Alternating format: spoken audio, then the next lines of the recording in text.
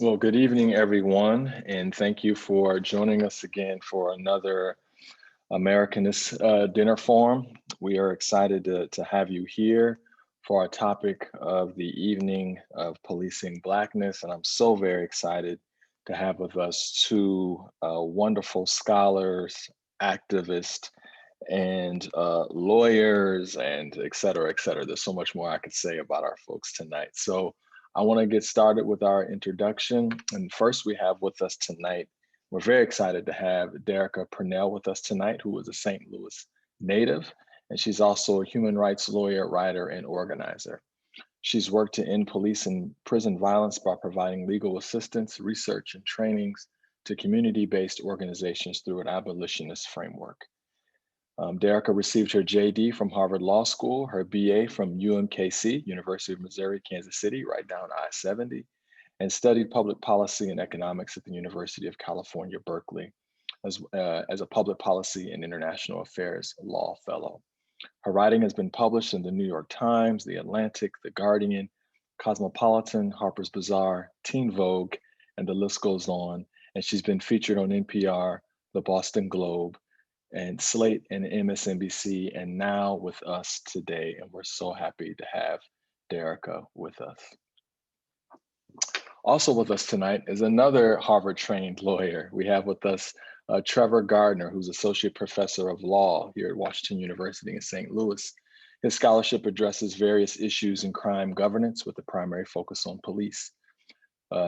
Professor Gardner has written extensively on the relationship between federalism and police administration and is developing a separate line of research regarding disparate African-American perspectives on police reform.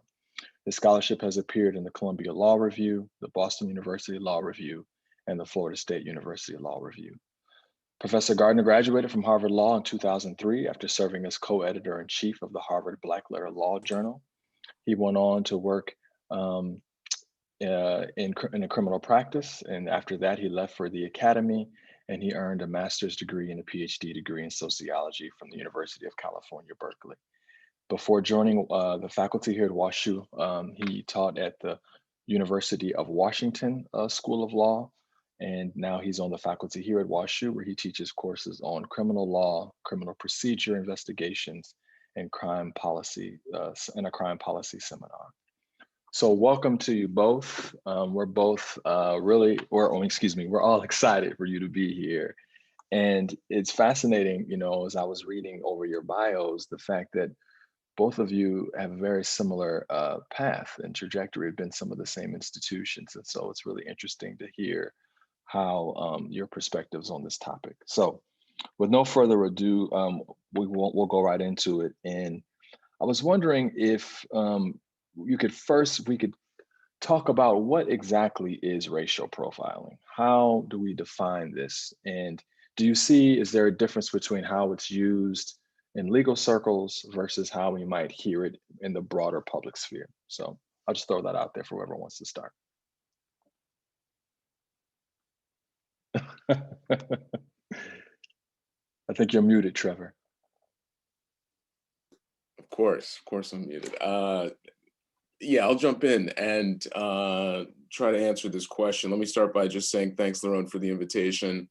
Happy to be here and really a privilege to be on this panel with Derecka. In my view, racial profiling in a technical sense, sort of in the law enforcement sphere, is a practice where police use race as a proxy for criminality. And there's a distinction in police circles and I would say among criminal legal practitioners between the use of race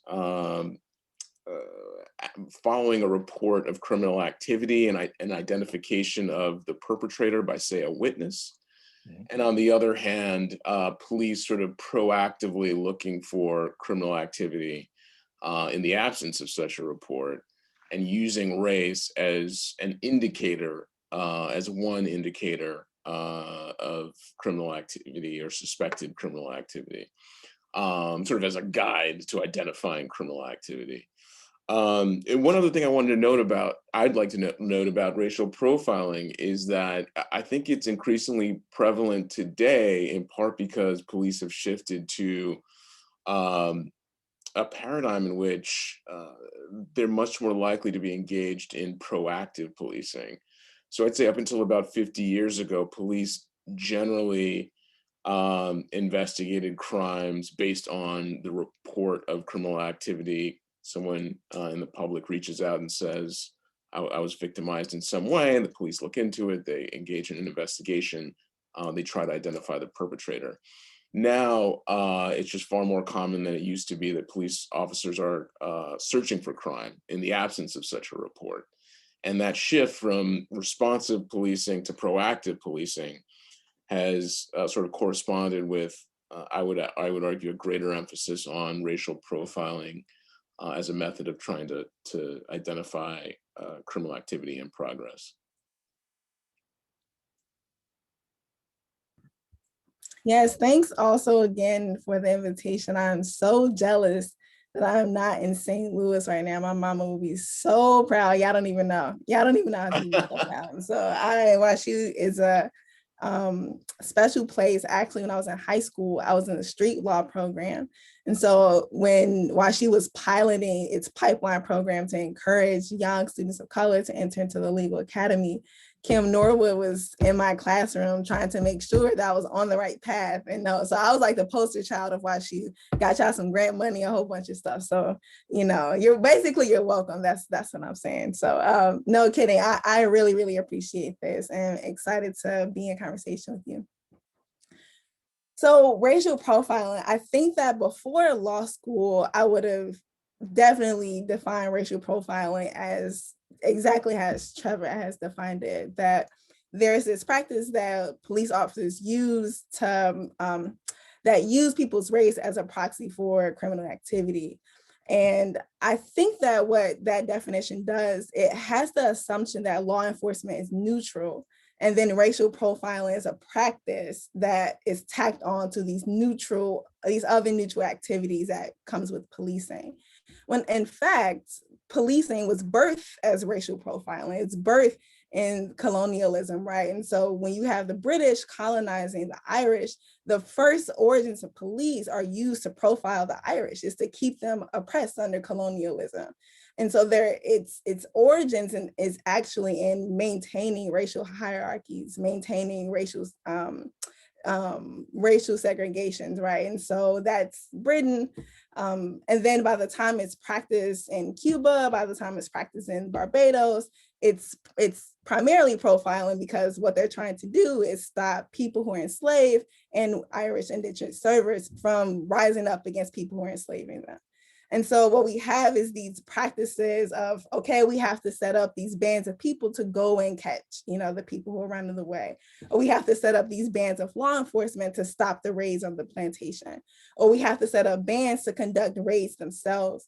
And so the very nature of policing, ironically, it's one of racial profiling, but it has been deduced to this activity that's tacked on to neutral law enforcement.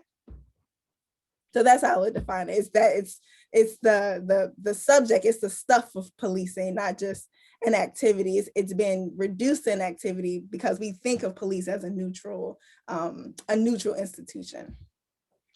Both of you, I appreciate those answers, because both of you referred to history in some way in your answers. So is there one or two particular moments in the US context that you see as pivotal to developing this apparatus that we have today of racial profiling and the relationship of African Americans to police forces, both locally or even federally? Is there one or two particular historical moments that either of you would point to?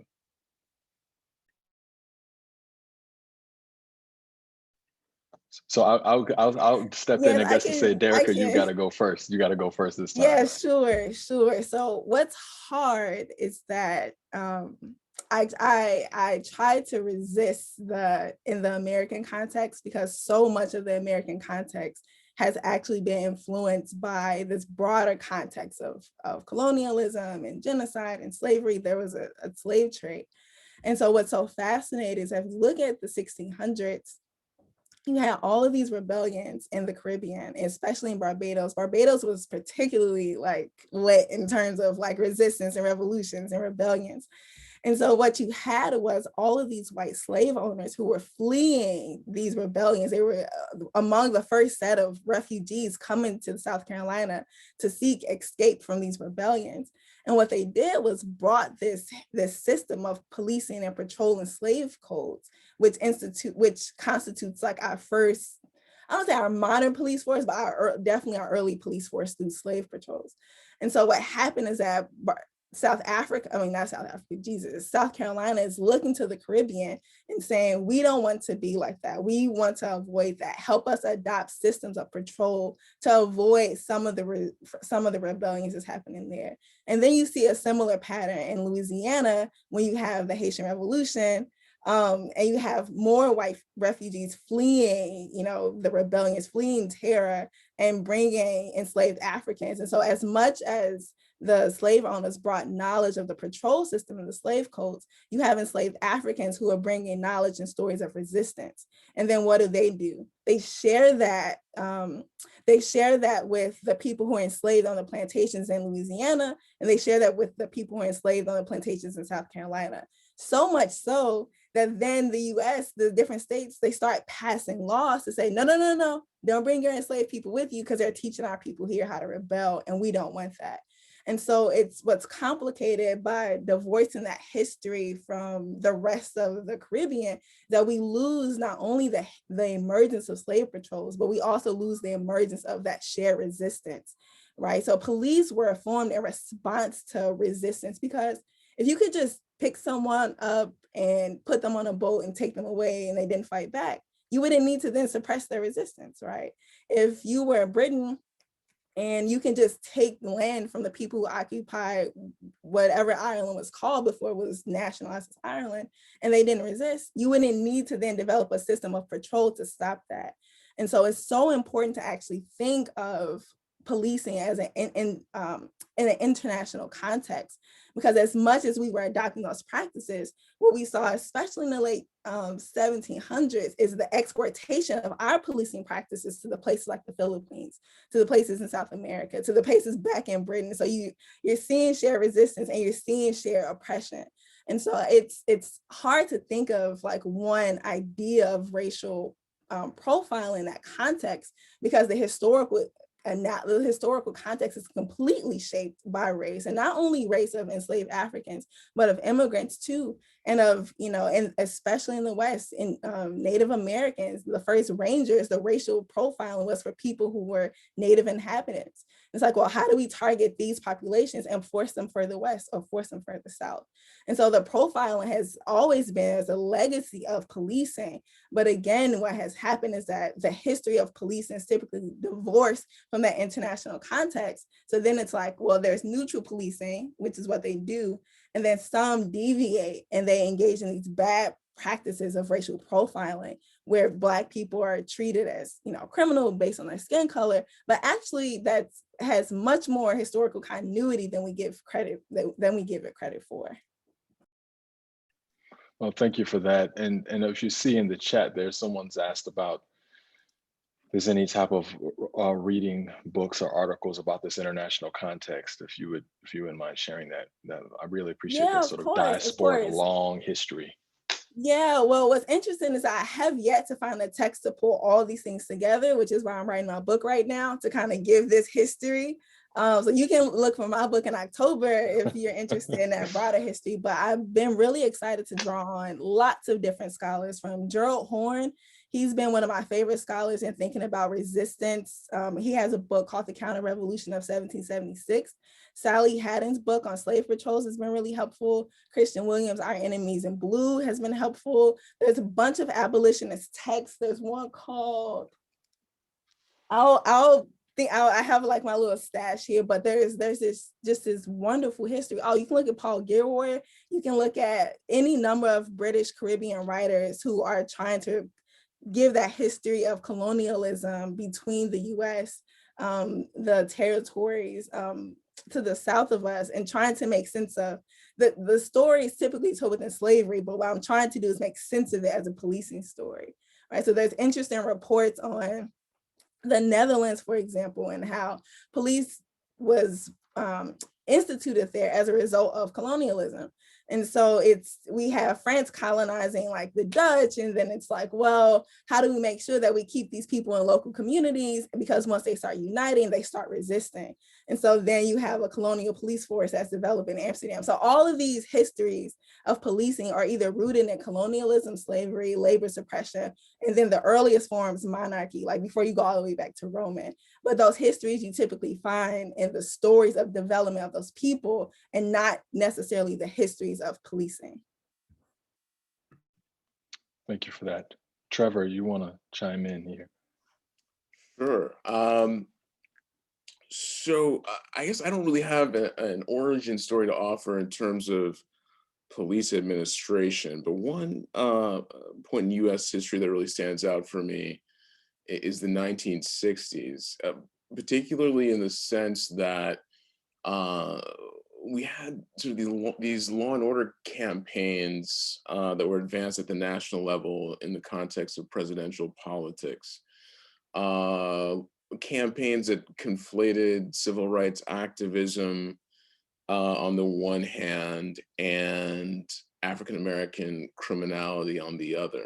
And those politics were quite successful, and were sort of represent the initial stages of a national conversation about criminality, a national crime politics. And prior to that point, crime politics, police administration, largely a local phenomenon. Not to say that occasionally the issue didn't bubble up to the national level, but very rarely. And we didn't have much in the way of federal criminal administration. Congress wasn't doing much at all in terms of funding for local police administration. All of that changed in the 1960s. And so it's from that point forward that we see sort of a coalescing between local criminal administration, local police administration, state police administration, and the federal government. And so you asked earlier about the relationship between African Americans and the police apparatus, let's say. Again, I think that relationship has been fraught in any number of ways, some of which Derecka just mentioned, throughout American history. But at the same time, we didn't have the sort of, to some extent, unified apparatus, interdependent apparatus that we do now. And so I think that that's sort of a story about scale. And I think that story of scale is critical to understanding where the African-American community finds itself at this moment vis-a-vis police administration. You know, I was thinking as both of you were talking that in some ways we see in the new film, Judas and the Black Messiah, we see both of the narratives that both of you have given us come together. As in Judas and the Black Messiah, we have the connection between the FBI and local Chicago police, but also thinking about the Black Panthers and Fred Hampton challenging certain type of economic arrangements in Chicago and really being seen as a threat because of this, as some of the stuff that Derecka was saying. So I think the film that people have been talking about seems it really does a good job of depicting this historical moment, and that both of you have kind of led us to.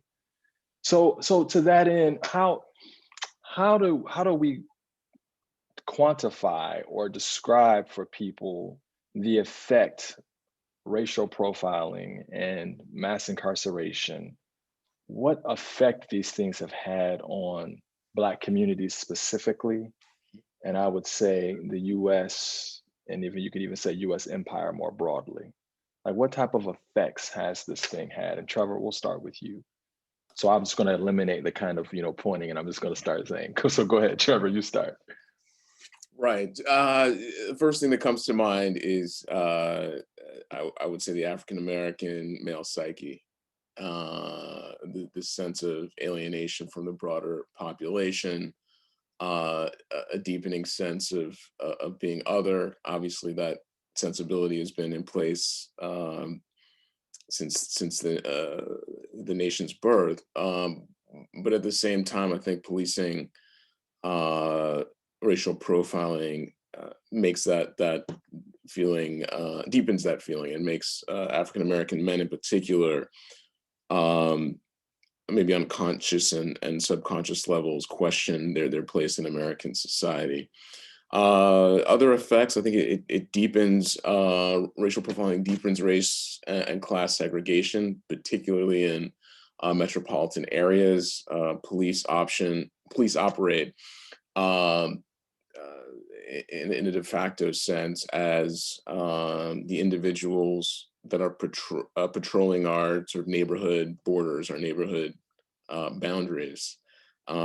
Much of it is informal in terms of marking these boundaries by way of policing, but to the extent that we have areas of concentrated poverty in our large cities, I think the way in which individuals who are living in those areas are segregated, restricted. It's often informal, but police are often at the forefront of that type of division, the separation between communities in our large cities.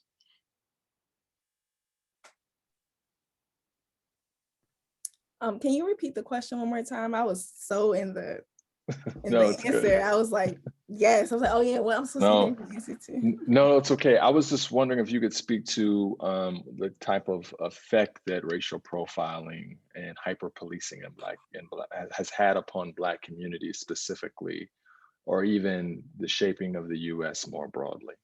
Like, how would you describe what type of effect? And I think, Trevor has mentioned both the psychological effects, the economic effects. Is there anything, you would like to add on to that? Yeah, I think so. My mind is jumping to several different effects, and so I think it depends on how you view police. I think it depends, and so if you view police as an institution that how lots of Black people viewed it post Reconstruction, and then in the civil rights era, where they were many of the activists, I should say, not many Black people, many activists felt entitled to law enforcement. Like this was the moment that they were free, that they had been organizing for their rights, that they wanted the level of protection that came with citizenship, right? So much so that for a very brief period, you have what Du Bois calls a temporary dictatorship of the South, where the federal government had to send troops to make sure that the police that had, many of them evolved from slave patrols into municipality, smaller departments, they had to send troops to make sure that Black people could vote, could house. They had to make sure that employers were paying people what the contract said. A lot of our contractual labor emerges from that Reconstruction era in the Freedmen's Bureau, because they said, look, we agreed to pay you this wage, but it's not in writing. So the Freedmen's Bureau said, put it in writing so we'll be able to enforce, what your sharecropper landowner said that they will pay you. And so then at the fall of Reconstruction, what you see is, Black people are like, well, we still want to be able to have this protection of law enforcement. You see Black people entering the field of law enforcement to protect their communities from white police officers, from white people, not even having the power to arrest them themselves, but still believing that by entering this career of public service, they will be able to provide some protection to the communities that were so vulnerable and lived such precarious lives, especially in the midst of racial terror. And so I think that there have been pockets of hopefulness, like, oh, wait, just wait until we're citizens, or just wait until there's enough Black officers, or just wait until we have enough economic power. And so if that's your view of police, there tends to be like a lot of hope. And then there's this other idea that I'm thinking about where, police are just manifestations, or rather the institution that's primarily in charge of protecting like capitalism and private property and borders. And so if you recognize the police as just the institution that's between, like, West St. Louis, where Sodan is, where I went to high school, and Clayton, where WashU is, then you understand that, the police are part of the problem. There's probably a larger issue. There's something deeper that's going on, and the police are put into place to maintain that inequality. Alex Vitale, he wrote The End of Policing, he calls police diverse managers of inequality. And I love that phrase so much. It's because I think a lot of people recognize, particularly Black people, recognize that the police are kind of a middleman between the people who have a lot, the people who've been able to accumulate resources, the people who are able to exploit other people through stealing their labor. And so I think that then it's like, well, like my issue is with you and my issue is with like the broader system that's creating you, right? And so in terms of how it impacts us, like psychologically, sociologically, I've been reading a ton of interesting studies about how people just generally of all races, not necessarily Black people, of all races, that when the state engages in violence, structural violence, either through policing, through militarism, through the death penalty, what it does is confirm that acts of death, acts of assault, it legitimizes them. And what it can do is condition people to accept violence in ways that are unhealthy, that are not okay. And so I would often, when I was practicing in St. Louis, I would usually get this question like, well, what about Black on Black crime? And it wasn't until years later that I realized like, oh, wow, like the state is actually conditioning people that it's okay to take the lives from other people.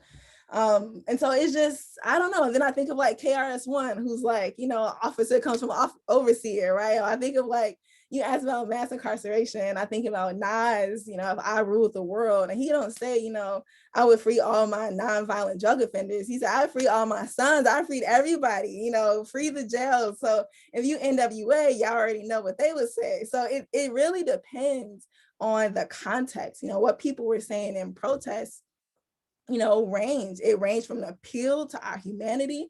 It ranges from like, they treat us like animals, they dehumanize us. It also is aggressive and retaliatory and so it depends on the context, it depends on the people, it depends on the moment in time. But I think it's good that there's been a diversity of responses because people are diverse, and how we choose to engage trauma and violence really depends on all those factors I just named.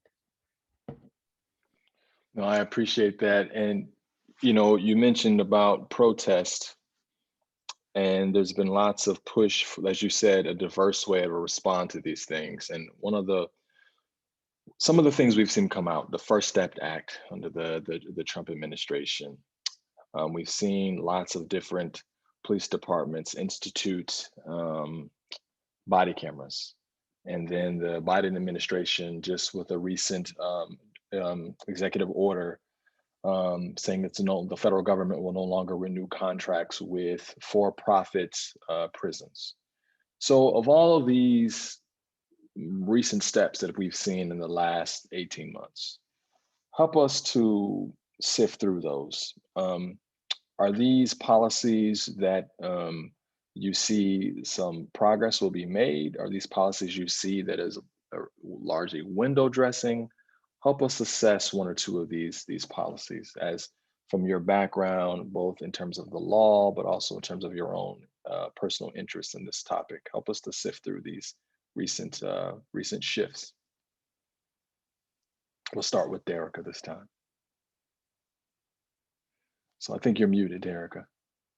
Yes, of course. I have, after a year of Zoom, I still find myself muted. It's remarkable, actually. Yeah, so I think it depends on, again, how you measure progress. And I know the most used phrase of a lawyer is that it depends. It depends, it depends, it depends. We probably learned that at Harvard. Yes, it depends, right? So if you think progress is a more diverse police department, then I think that, yes, it lends itself to progress. If you think that progress is being able to surveil police officers and being able to see their behavior on camera, then that's progress, because body camera, you would think that there's footage and we should be able to see the footage, and the footage will be able to lead to some measure of accountability. If you think progress is strengthening community relationships and funding police departments to take on those initiatives, then yes, like most of those initiatives will lend itself to that purpose. The issue for me, at least, is that I don't see those things as progress. I see them as progressively increasing police budgets and their capacity to do violence and not actually get into the root causes of harm in the first place. And so when I think about the First Step Act, I think about the more than 100 organizations, like from the ACLU, as big as the ACLU, down to community-based groups who adamantly, organize against the passage of the First Step Act. Because it's a first step towards what? Well, it's a first step towards reforming prisons and pouring more resources into them, rather than removing people's, from the carceral state, rather than shrinking the reach of the carceral state, because we know that police and prisons cannot solve social problems.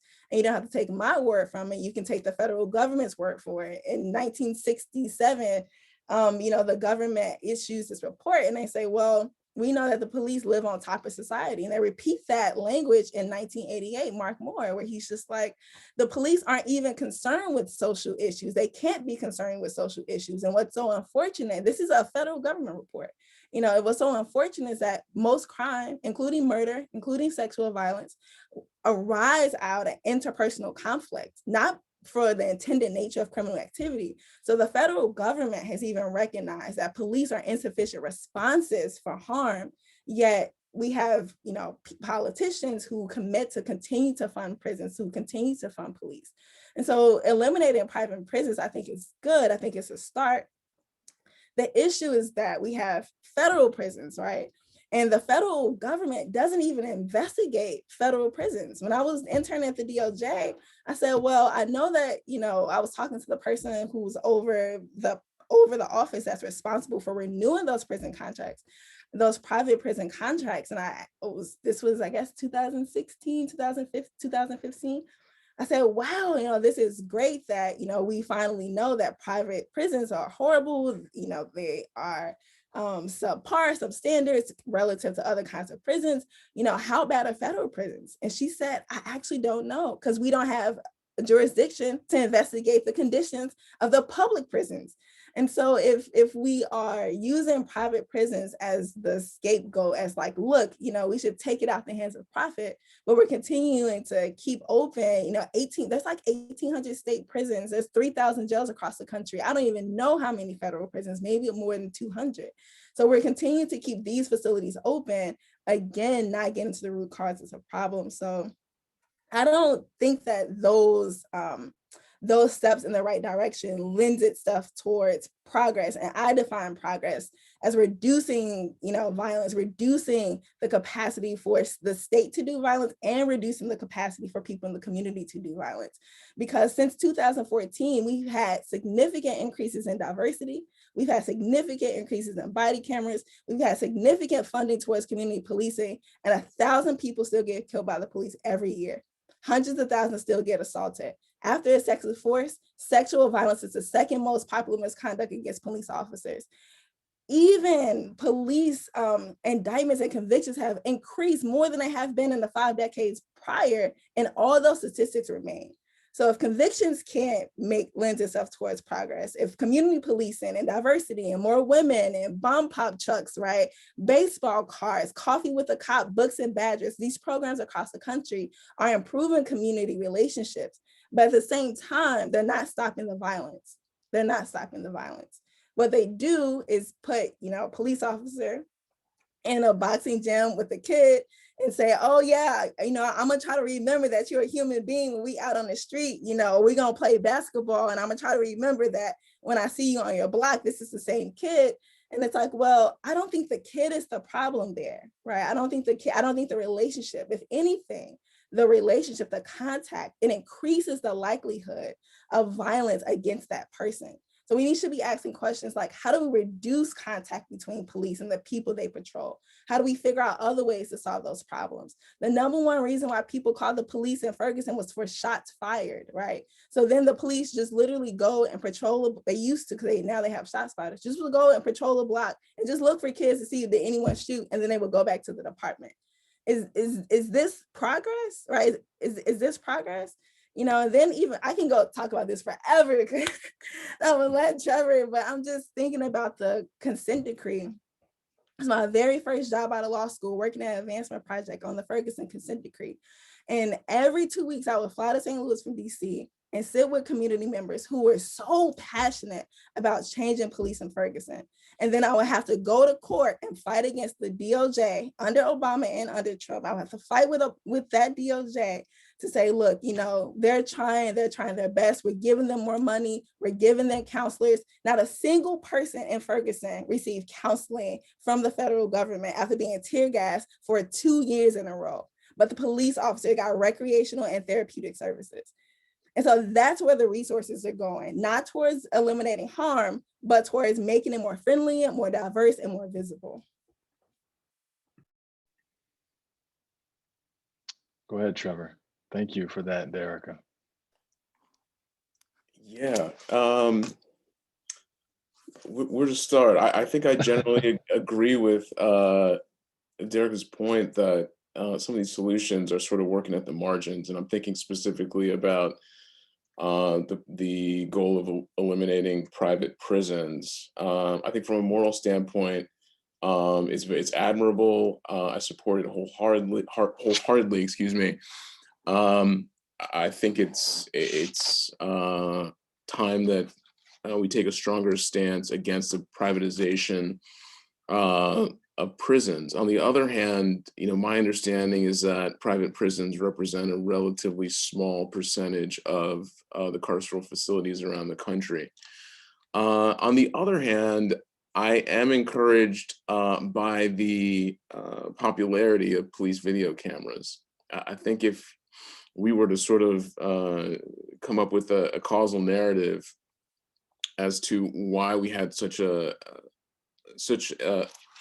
deep support for the police accountability movement, I think the videotaped encounters between African Americans and police officers over the course of the last 10 years, I might identify that, without having engaged in a scientific analysis, I might identify that as probably the number one driver of these politics. I mean, people have been moved by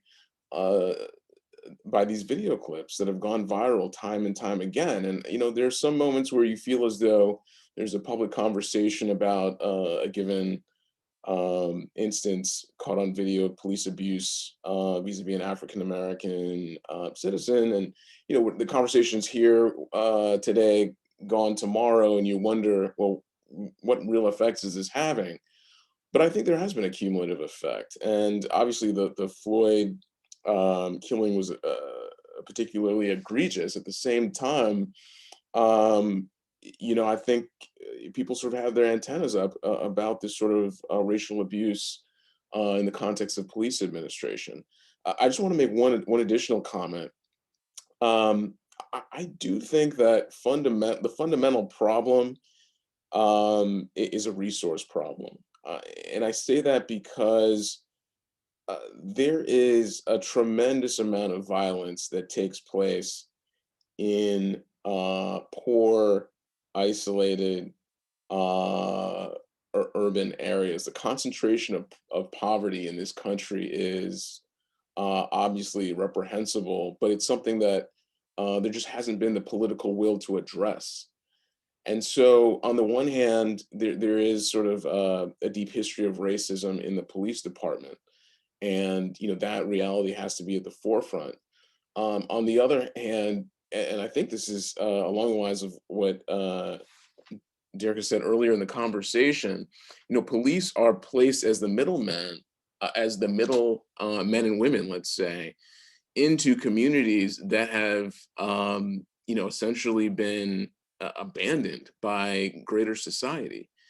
And so police, obviously, I do believe police enter these spaces with deep racial biases. I also believe that, you know, police have apprehensions based on some of the ills in communities, including the levels of violence. And so that leads us to a question. How do we address the fundamental problems in our African-American impoverished urban spaces? And to me, the number one solution is a public resources solution. We have to address structural inequality. once we address structural inequality, I think the dominoes will start to fall. The problem with that thesis is that we just don't have the political will. And so we talk about police cameras, we talk about private prisons.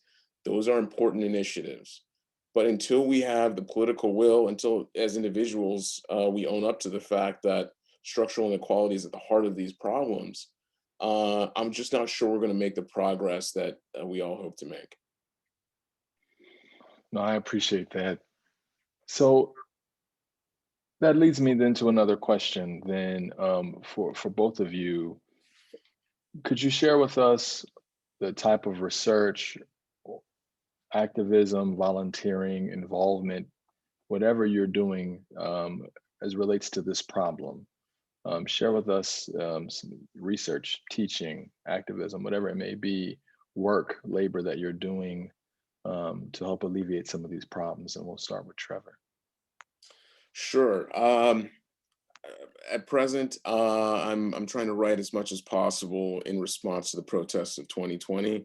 I'm working on an article right now, a short essay on law and order politics and some of the sort of more subtle features of law and order politics, looking at President Trump's law and order campaign over the last 4 years. That might seem like low-hanging fruit. I think what's really interesting to me about that campaign is that it's a viable campaign, despite the fact that criminal offending appears to have been relatively rampant, both in the Trump presidential campaign and under the Trump administration. You have President Trump attacking federal law enforcement institutions, attacking their fundamental credibility. How can a chief executive claim to be a law and order chieftain, as I call him in the paper, while attacking federal criminal enforcement agencies? And so it's not so much to get caught up in sort of the objective credibility of these agencies, but to say that these politics, the slogan of law and order is narrowly about claims to minority violent crime. And we have a pathology as a nation, in my view, with respect to this boogeyman that is minority violent crime. And until we deal with our baggage with respect to minority violent crime, both real and fabricated, I think we're going to be in a very difficult place in terms of fundamental criminal justice reform. I have a couple other projects, but I'll leave it at that for the time being. Can I ask really quickly as a follow-up, is the January 6th revolt, riot at all, is that also a part of your idea about that this occurred sort of at the behest or at least encouraged by the law and order president? And the second question is, are you teaching anything related to these issues this semester or next? Yeah, absolutely. So I don't talk about the January 6th insurrection in great detail, but I reference it as yet another example of what I hope to term in another paper, the color of violence in American society. That violence committed by police, committed by right-wing domestic terror groups, or individuals acting sort of in a lone wolf capacity. It's just we have a fundamentally different orientation to that type of violence. And to answer your question about the classes I'm teaching a criminal justice seminar now. And someone asked earlier about literature that they should reference in trying to learn more about these issues. There's just a fantastic book by Khalid Mohammed at Harvard School of Public Policy, the Kennedy School, called The Criminalization of Blackness. And he talks about associations between the Black racial identity and criminality over the course of the last, I want to say, century, or so. It's just a phenomenal book. But one part I want to identify in particular is a moment in the 1910s, 20s, where you have, Derecka mentioned before, you have sort of disfavored European immigrants coming in to our metropolitan areas, specifically to participate in the Industrial Revolution, right? We need more workers.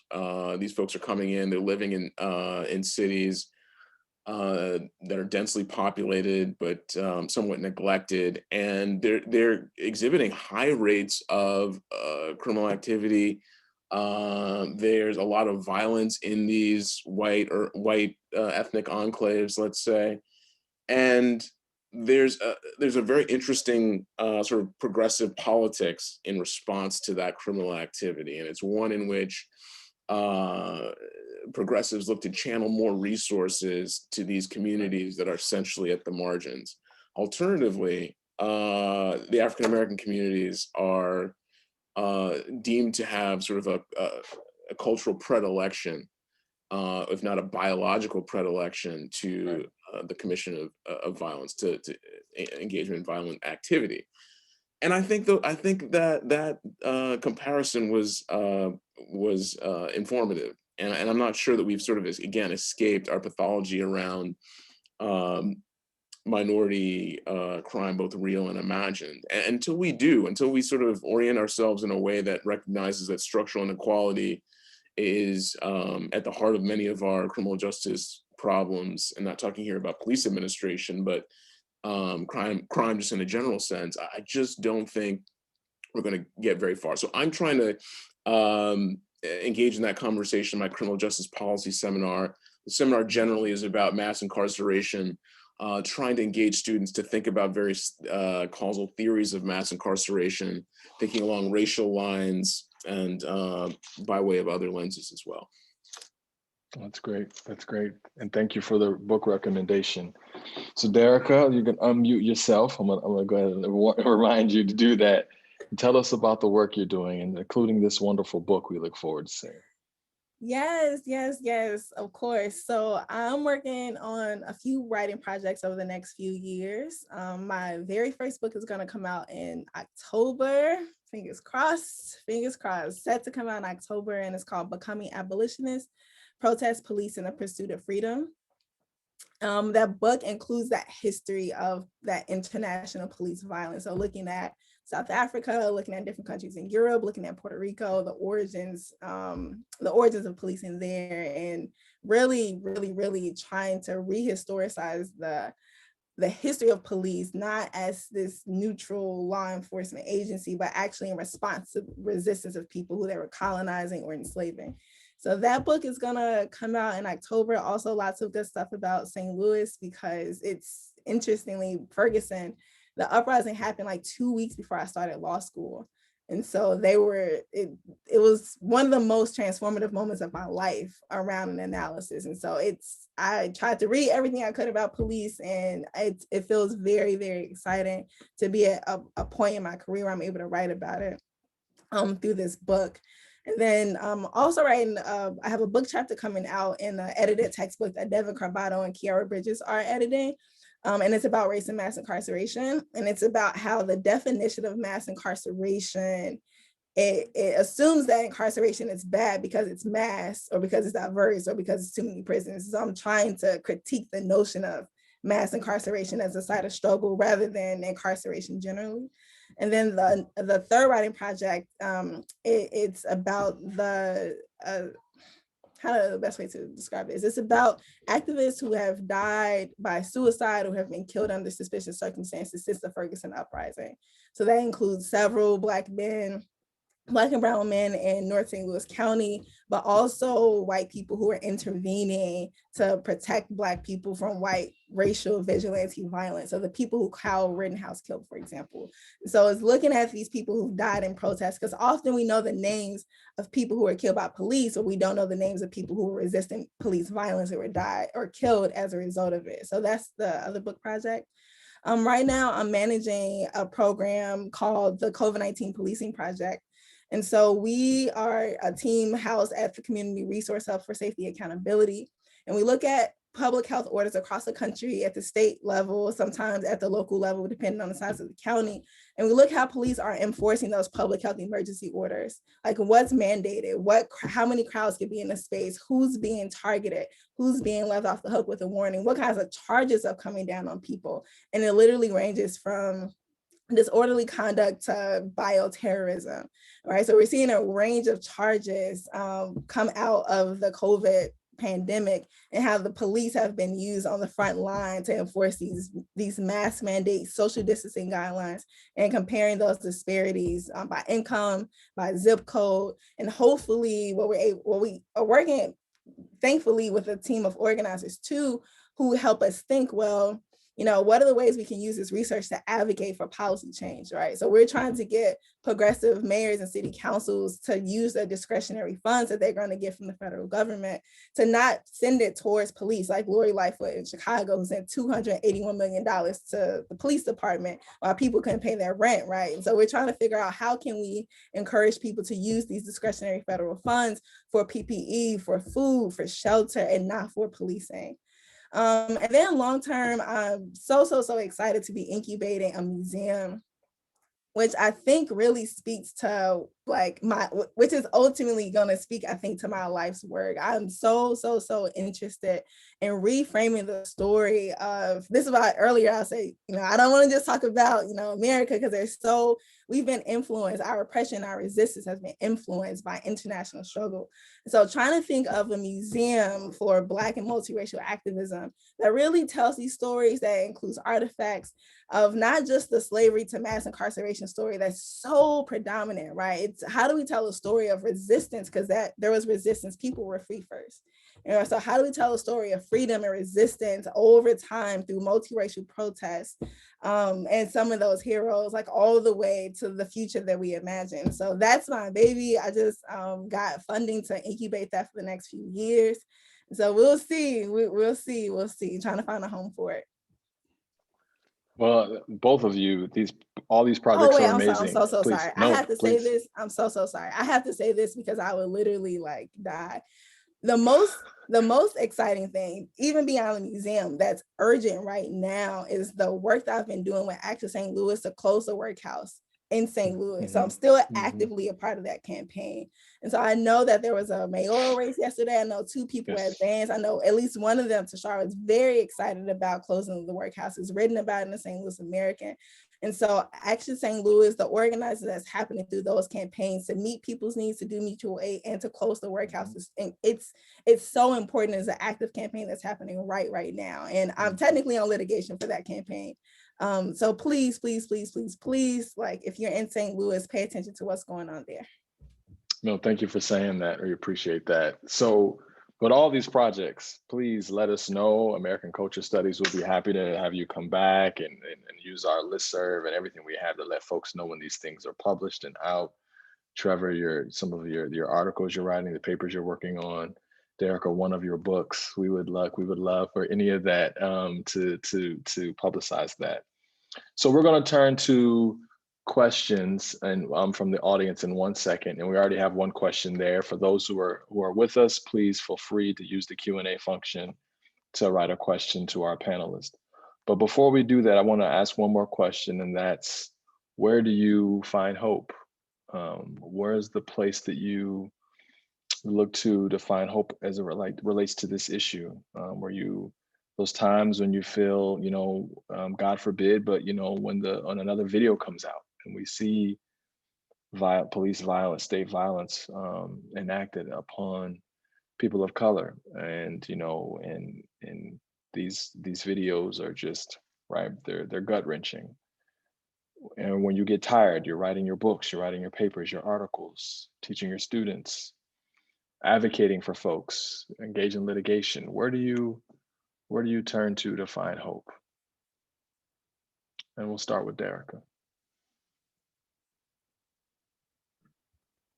Where do I turn to? Lots of sources. I think about people like Robert Abbott and Ida B. Wells and Emmett Till's mother, like people who chose to show very, very, very painful images of Black people who have suffered racist vigilante violence, either through lynchings or beatings or some other form of just racial terror. And what's fascinating is that they chose to show that to spark resistance to refusing. You know, Mamie Till says, I want to show the world what they did to my baby. Like, this is why his face is on the cover of Jack magazine. And over time, what has been just, again, fascinating is that it's been like, you know, raise awareness. We have to resist this. We have to write about it. We have to convince people that it's real. We trace some parts of that, where the continuity makes sense. We trace that to the Black Lives Matter movement in 2014. It still has been an appeal for visibility. Like, this is real. Like, this is happening. It's gone viral. Give us hashtags. Like, this is a crisis that's happening. And then from 2014 to 2020, last year, between that time, the calls also started shifting from like visibility, just from like Black Lives Mattering. And abolition and defund the police entered the mainstream. And while some people criticize it as reactionary, unthoughtful, utopic, random, unfounded, what actually happened was a set of policy demands articulated during protests that was different than lots of other policy demands and desires that have been, you know, expressed for quite literally for over a century. Right? It went from, you know, believe us, this is happening, value our lives, to take resources away from the police. At least if we're looking at people who are in the streets, take resources away from the institutions that cause harm. You know, Trevor's going to do all the research to let us know about police attitudes, you know, but right as that data is being aggregated, I think what's fascinating is that the demands of the people in the street, you know, if you knock on doors, you're probably going to get something else, just like you would have gotten something else for the churches during the civil rights movement, who said Martin Luther King is doing the most. He needs to go home. He's making it harder for us. But if you look at the people who were engaged in the movement, the demands were just well beyond the years of what people who were at home. So I think that the hope has come in the moment where I expect it to be the most tragic, right? As another life taken away. And we only know his name because he died and it became a hashtag. So we don't even know all the other people who suffered that violence because they don't die. We know Jacob Blake, but that's kind of it. You know, there's usually, you don't turn into a hashtag if you survive. And so I think that I have a lot of hope for, you know, the students who I talk to across the country who are interested. You know, I talked to some 8th graders on Saturday, and the kinds of questions they were asking in 8th grade about like the Black radical tradition and what they were reading and who they were in conversation with, I was just like, y'all, I was trying to put cheese on my Doritos in 8th grade. I was trying to find a quarter. And y'all are talking about the Black radical tradition. Y'all reading Robin Kelly in 8th grade? So I think that it's so cliche to say, you know, look at the youth, like they're my hope. But it's actually that intergenerational struggle of people being in conversation with, you know, the Robin Kellys to the 8th graders, to Angela Davis, to my 7-year-old who is a Marxist surrealist feminist already, right? So it's that intergenerational struggle and the shift in the tone because we've taken time to develop our politics. I think that's where my hope lies. That's beautiful, and I want to meet these 8th graders and your Marxist radicalist feminist, right? Did I get it right? Okay. Trevor, where are you finding hope these days? Yeah, I was scrambling as Derecka offered her answer to come up with a few notes of hope. No, I think I am relatively hopeful. A couple of things that come to mind. One, this probably makes me more hopeful than anything else. I really feel like there's an emerging critique that's under the banner of political economy. Not only in, well, I guess specifically in academia, and I hate to come across as though I'm just operating in my own little space here in academia, but there's a critique of political economy that I think is derivative of historical critiques of capitalism that I think is really important. And I think to the extent that that intersects with our concern about criminal administration, our conversations about mass incarceration and policing, I think that is a very promising path forward. I mean, people are increasingly concerned. I was talking to someone the other day about, I'm from Detroit, talking to them about St. Louis, Detroit, these Midwestern cities that were just effectively hollowed out as a result of deindustrialization. And people forget about that story. That's a 4-decade story. People just, I don't know, we have short attention spans these days.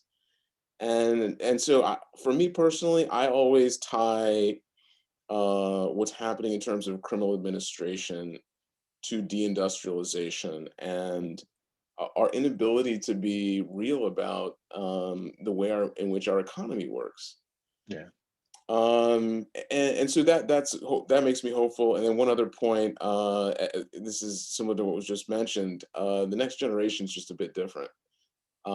They are very rational when it comes to criminal administration, and they're not swayed by these horror stories that have driven penal politics over the last, half century, last 70 years.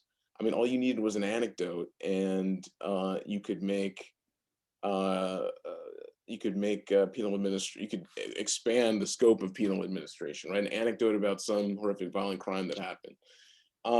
People aren't. The younger generation just isn't going for that, right? They're just far more rational in terms of how effective criminal administration should operate.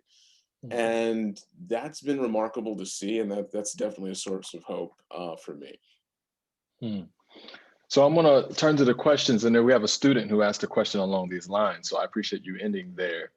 We had a student. The question is, hello, I'm a student organizer with WashU for Abolition, a collective working for abolitionist solutions to student safety, including dismantling WashU's campus police force.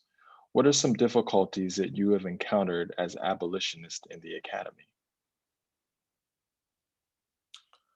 Should I jump in? Please, either one of you. I'm trying to mix please. up the order now.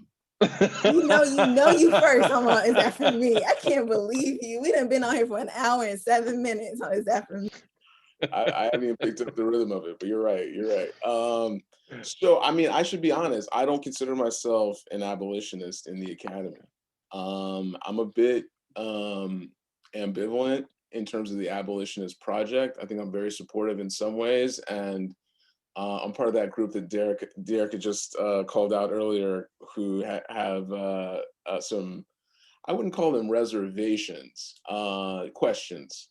That being said, I think I identify myself presently, and this, who knows, this could change tomorrow, as someone who believes in criminal justice minimalism. And so I don't know how to answer the question exactly. I feel very comfortable in the academy.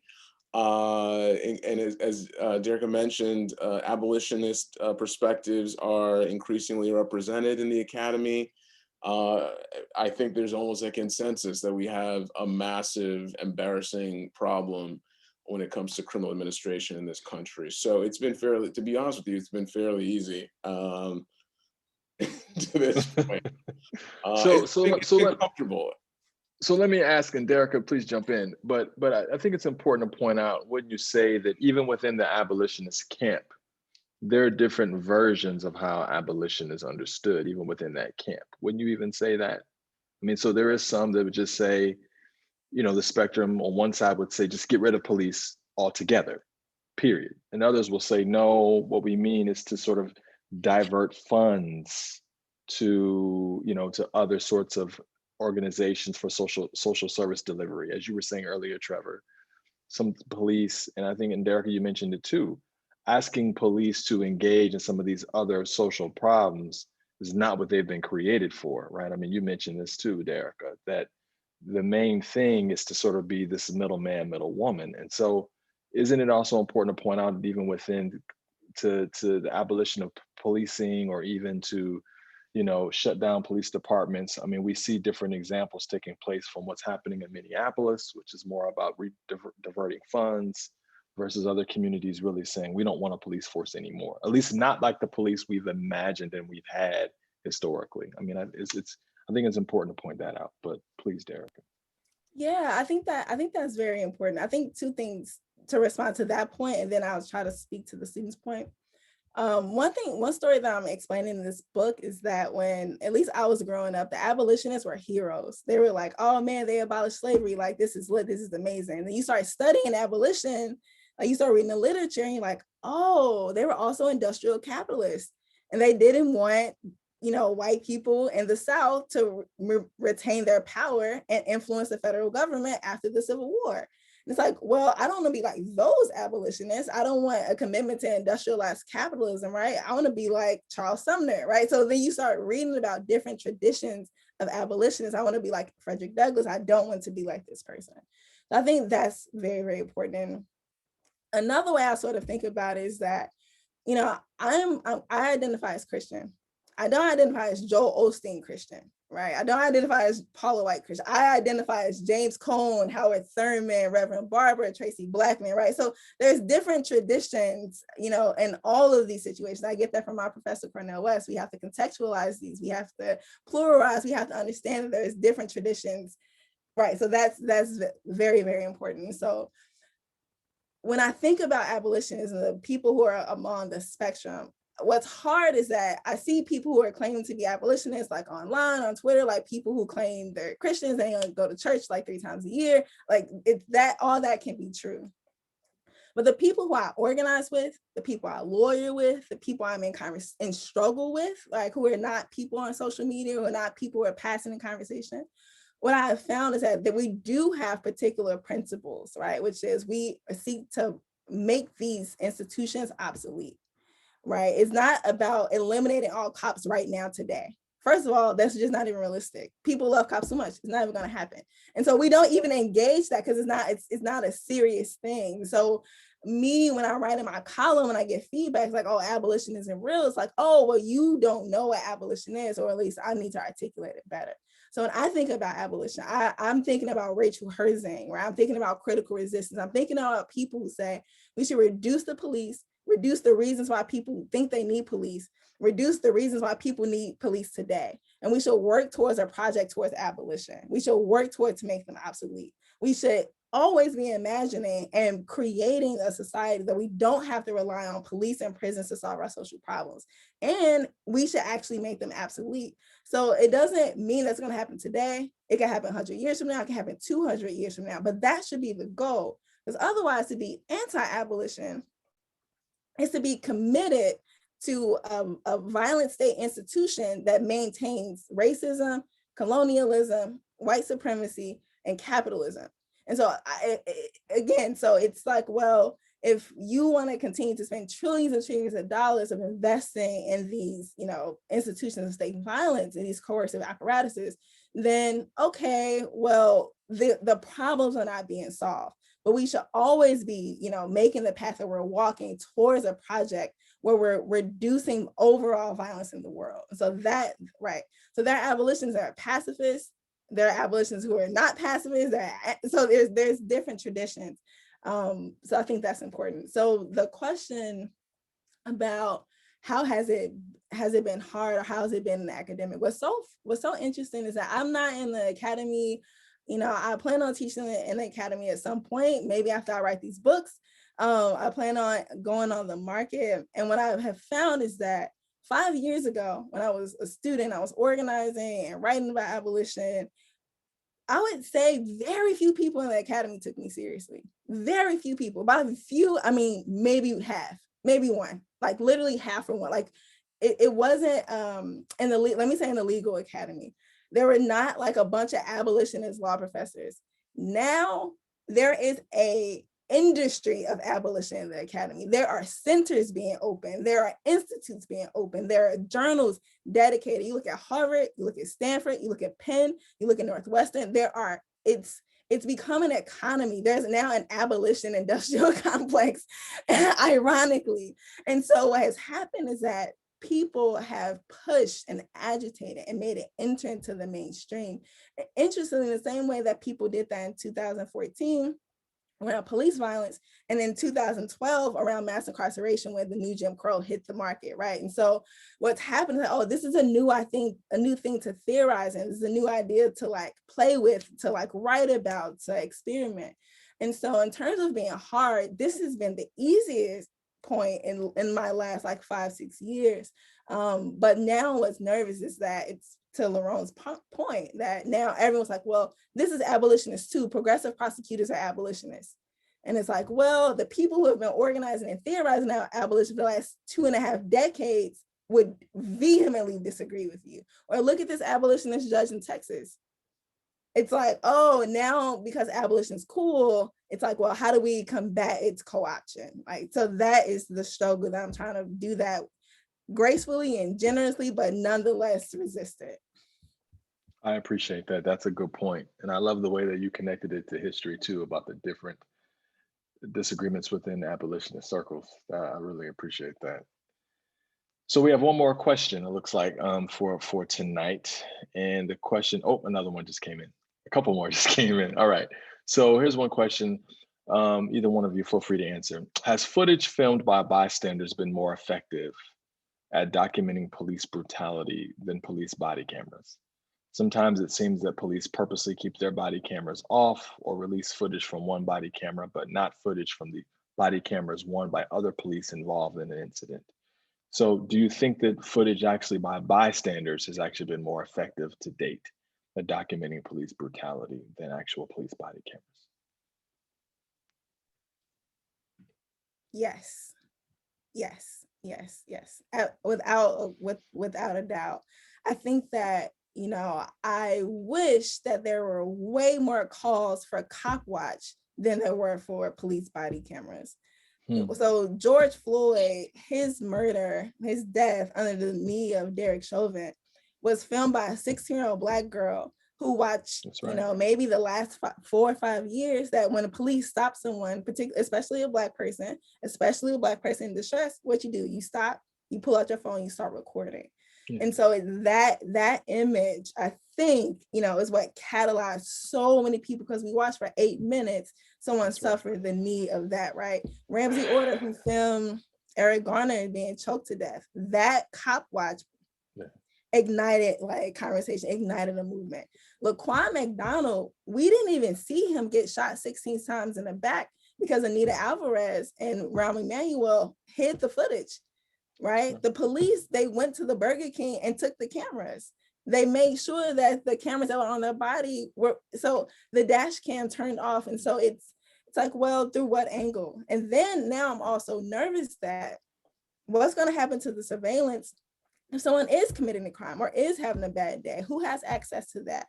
Right. So just imagine Daniel Pantaleo, if we only had the footage of Eric Garner being choked from the body camera's point of view. What would it look like to us? Maybe a large man resisting arrest from a police officer.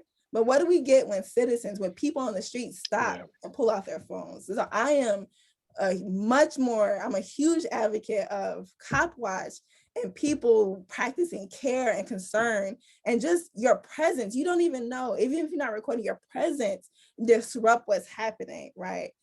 But then when we call for body cameras, it seems to like do the work of removing that care and concern from the people who should be stopping. So I'm much more advocate for cop watch, significantly less advocate for body dash cameras. Trevor, you want to respond to that? Sure. I'm going to mix it up a little bit here and say I disagree. In the sense that I totally agree with Derek's point that cop watch, civilians videotaping police, has been far more impactful than video feeds from police cameras. 100% agree. I guess where I disagree somewhat is the notion that cop watch, let's say, has more promise or a higher ceiling than police cameras. I mean, the police have the cameras in any number of jurisdictions. The camera is on the officer, right? And so now, to me, it's a much smaller step to force police to keep those cameras on at all times. or to force police to have those cameras on at critical times. So to me, the heavy lift was sort of introducing the police camera. The lighter lift is ensuring that they're on at critical times. Let me make another point along the same line.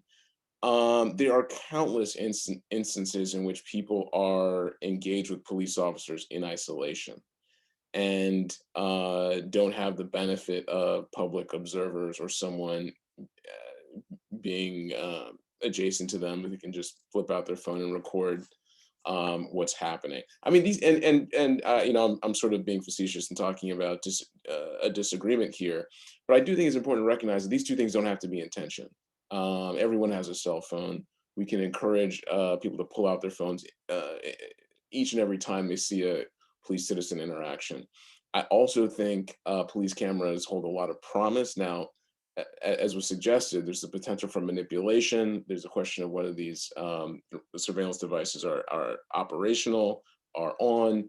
You know, we can deal with those problems. But I feel much more comfortable in an interaction. I feel much more comfortable as a Black male in American society if every police officer has a police camera, and I can have some confidence that camera is going to be on over the course of our interaction. To me, that's a pretty radical shift. I completely disagree back. Yeah. I disagree back. I disagree back for lots of reasons. The viewpoint one is it's complicated, right? So I agree that, you know, lots of people are pulled up in isolation. I think maybe one solution I would be interested in is, okay, well, how about we have cars that have cameras on our rear? Why don't we have cameras on our dashboard to just film cops? Like, right, that could be Tesla could do that tomorrow. Like this, like these things can be imagined, right? And I don't also think that just because something's been a heavy lift that we should not then like put it down. I think that there's lots of things that we have picked up that have been a heavy lift, but are not necessarily good for us. And so I'm thinking about particular clients, even people who are engaged in sex work, which are usually Black women, especially Black trans women, women who are poor. There's no body camera for that. So when you look at Daniel Holtzclaw, there's no body camera for that. He didn't turn on his lights to activate his camera. So then when he is stopping and exploiting another 12 poor Black women, one who he assumed was a sex worker was not, the one who went to the police, there wasn't footage of this because it wasn't a potential of manipulation. It was a record and practice of manipulation. Or even in Ferguson, 20 minutes away from my shoe, when the police officers after the uprising went into the complexes, they would try to have a candid conversation to get whatever they needed with the people, with the tenants in those apartment complexes. And then when it didn't go how they intended, what did they do? They turned the camera on. And so I think that I am more nervous that the surveillance is going to be used against people. And I think about Sam DuBose, that was a dashboard camera and a body camera. And you have Ray Tinson, who shot him in the face several times on the police camera and was a mistrial twice. And so I'm curious about what you think the accountability that would manifest from that, given the manipulation, given the record of surveillance being used against the Black people who they arrest, the viewpoint in which it happens. And then when there actually is footage of the shooting, I can't remember if Akai Gurley, who killed Peter Liang, had footage on. How has that been useful in terms of accountability? Those are the questions that I would have, that I would have. Trevor, if you could respond for free, and then we've only got about 7 minutes left, but we have 2 wonderful questions I want to make sure we get to. So, short response. Yeah, no, I'll offer a short response. I mean, the question of accountability, I would offer that's a separate question in the sense that it's the same question we'd be facing if looking at a video taken by a civilian. I think the value is in the footage itself. And I think, as you're suggesting, often police officers are engaged in extra legal violence as captured on the video, and they're not held accountable. But if we're talking about maybe a larger system of accountability, right? The public response to the violence and anger about the violence, I think that video coming from a police surveillance camera can be just as moving as video taken by an everyday civilian. But obviously, reasonable minds can disagree here. I I wanted to appreciate that. unreasonably disagree, but yes, reasonable minds can disagree. So here's the last question, and I'm going to read them together. So just listen for a second. Both of them involve the relationship between sexual violence and abolition. They're outstanding questions. So here's one question. I work for a national organization which strives to raise awareness about sexual violence on college campuses. I propose that our organization push for the abolition of police on college campuses, but I face backlash from survivors who feel safer when perpetrators are behind bars. How can our organization advocate for abolition while remaining trauma-informed? The second question is very similar. So the first one again, how can our organization advocate for abolition while remaining trauma-informed? The second question, is there a way to abolish most policing in prisons without getting rid of incarceration for certain violent crimes? I want to support abolition for racial justice, but as a rape survivor, I'm viscerally disgusted by the idea that people would want my rapist to be restored to society, or that monetary reparations and collective healing are sufficient. Isn't there a way we can prevent violence, abolish prison for most crimes, and still allow retributive justice for certain heinous crimes? So you need me to repeat those, or are you both of you? So we've got about 5 minutes to solve these problems, and then we'll call it a day. So please, either one of you want to address this question about this relationship between, violence, particularly sexual violence, and abolition, and its relationship to racial justice. So both of them are profound, great questions. Yeah, absolutely. I mean, I do think that this is the challenge of the abolitionist movement, sort of giving a direct and clear response to the hard cases. Many abolitionists do exactly that. I mean, and I'm sure Derecka is one of them, and I'm sure she has a good sense of how to address such an issue. I will say that, I mean, I like the idea of sort of a 100, 200 year time horizon, at least the possibility of that for abolition.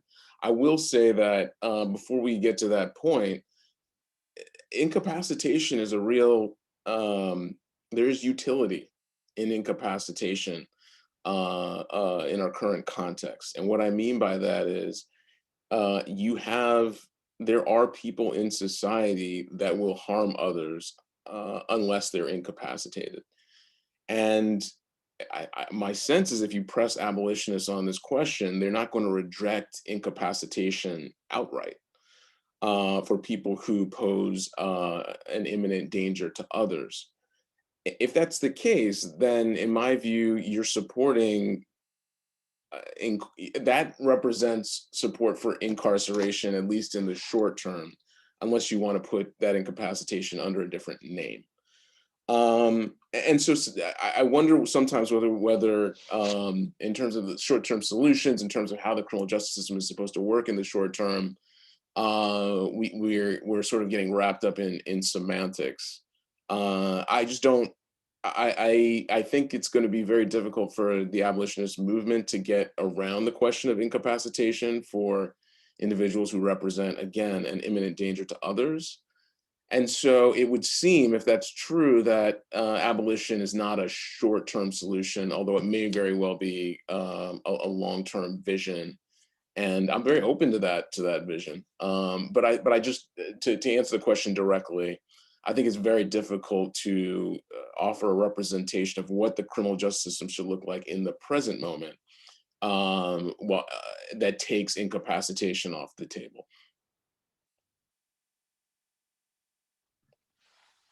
Yeah, this is a question that I used to ask when I first came to abolitionist politics, is what about the murderers? What about the rapists? Because of all the crimes they felt the most interpersonal is what people fear, right? It's most people fear. So I have deep, deep sympathy and solidarity with people who have been victims of sexual violence.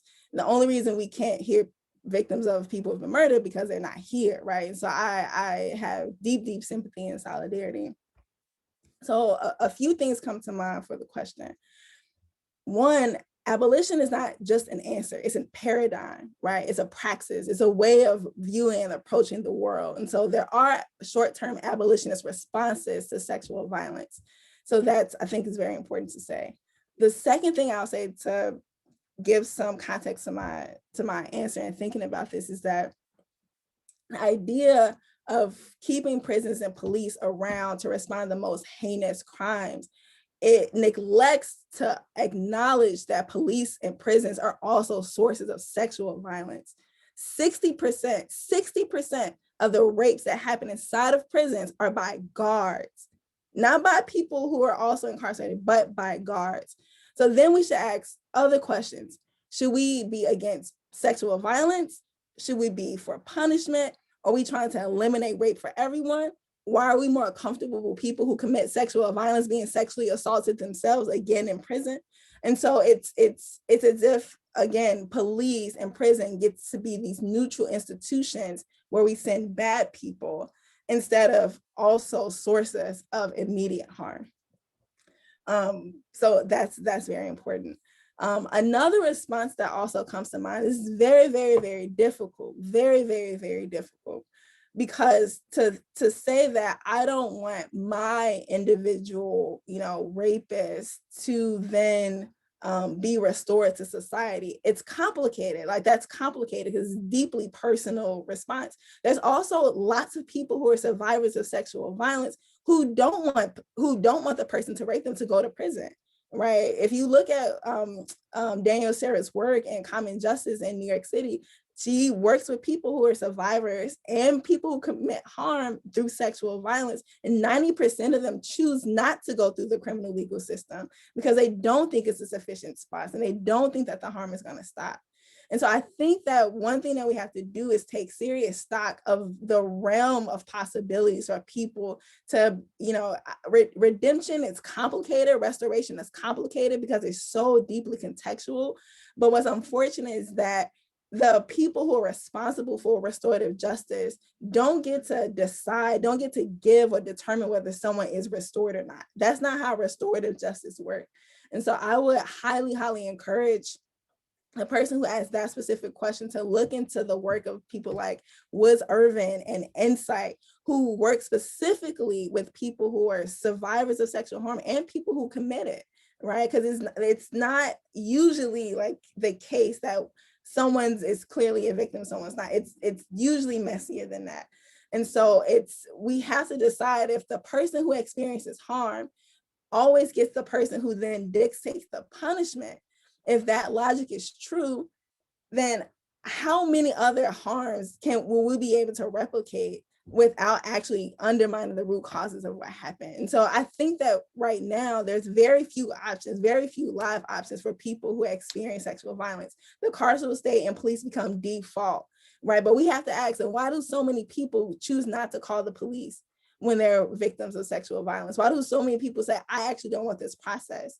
Including people who are Black, including people who are poor. Like, why do we have to ask that? We have to ask, why of all the people who report the police, who call the police for sexual violence the most, it's Black women.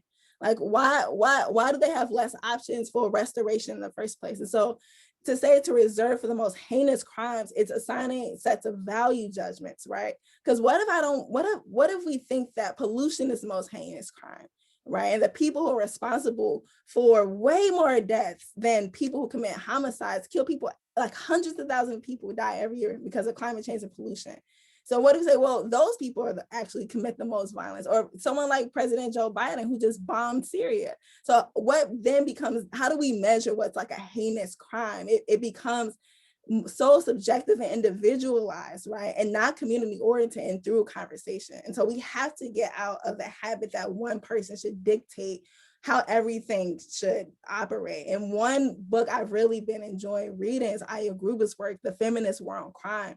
And what Aya Gruber does in that book, it shows how all the way, you know, through the origins and inventions of white slavery, which is around white women who were sex workers, how the criminal legal system has been the primary way for white women who were victims of sexual violence from their husbands to use the criminal legal system as a site of violence against people who are primarily Black. And so what she does is show how feminists have claimed the criminal legal system as the right way to take women seriously. And she pushes back on that, right? She uses Black feminist scholarship to push back on that. She uses the work of Insight and Beth Ritchie to push back on that idea that the criminal legal system, that there's a feminist response through punishment to solve harm. And I would encourage the other person, did the question disappear? Oh no, the question, I was gonna say the organization. I think that before we can even jump to like what's the specific abolitionist response, I would say the most important thing is getting a political education and studying what people have said around sexual violence and harm and abolition. Because you're not gonna, it's one reason why I would have to write this book. So there's never enough time on a panel to give an answer to speak to all the attenuated, like, you know, complexities of the question.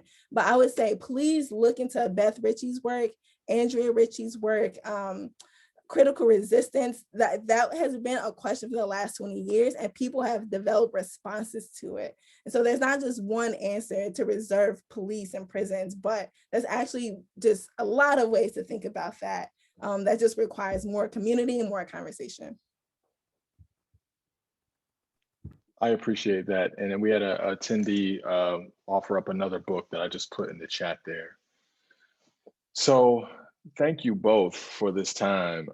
This has been wonderful and informative, and I hope this starts and not the end of a conversation. I look forward to both of your writing projects coming out, and we can support those in whatever way we can. So to Derecka, thank you. And maybe hopefully next time we can do this in person. You can come home. Shout out to Mom. You'll be able to come back to St. Louis. And Trevor, hopefully we'll be able to do this in person as well. And afterwards we can all get together. So thank you both for joining us today. Really appreciate it. And I look forward to more. Of course. Thank you so much. Thank you, Trevor. This was wonderful.